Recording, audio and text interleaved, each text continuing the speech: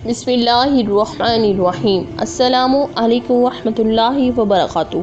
حضور اکرم صلی اللہ علیہ وآلہ وسلم نے فرمایا، کھانا کھانے کے بعد جو یہ سورت پڑھے گا بیٹھے بٹھائے وہ مالدار ہو جائے گا انشاءاللہ۔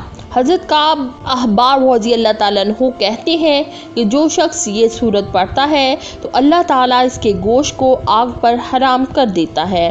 نیز کعب احبار رضی اللہ تعالیٰ عنہ سے یہ بھی منقول ہے کہ جو شخص روزانہ رات و دن میں 10 بار یہ سورت پڑھے گا تو وہ اللہ تعالیٰ سے کچھ بھی مانگے گا تو اللہ تعالیٰ اسے عطا فرمائے گا۔ ایک روایت میں ہے کہ رسول کریم صلی اللہ علیہ وآلہ وسلم نے فرمایا، ایک دن حضرت جبرائیل علیہ السلام بڑی اچھی صورت میں میرے پاس آئے اور کہنے لگے، اے محمد صلی اللہ علیہ وآلہ وسلم، اللہ تعالیٰ آپ کو سلام فرماتا ہے اور فرماتا ہے کہ ہر ذات کے لیے سلسلہ نسب ہوتا ہے، میرا نسب یہ صورت ہے، لہٰذا آپ کی امت میں سے جو شخص میرے پاس اس حال میں آئے گا کہ اس نے کبھی یہ صورت 1000 بار پڑھی ہوگی تو میں اسے اپنا نشان عطا کروں گا، اسے اپنے عرش کے قریب رکھوں گا اور ایسے 70 آدمیوں کے حق میں اس کی شفاعت قبول کروں گا جو عذاب میں ہوں گے۔ اور اگر میں نے اپنے اوپر یہ واجب نہ کر لیا ہوتا کہ یہ آیت کل نفس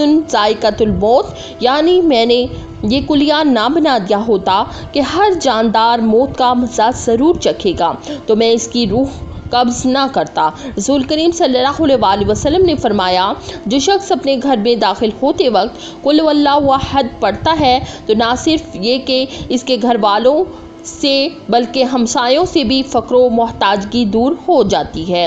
ایک روایت میں ہے کہ آپ صلی اللہ علیہ وآلہ وسلم نے فرمایا، جو شخص کھانا شروع کرتے وقت بسم اللہ کہنا بھول جائے تو اسے چاہیے کہ جب وہ کھانے سے فارغ ہو تو قل هو اللہ احد پڑھ لے۔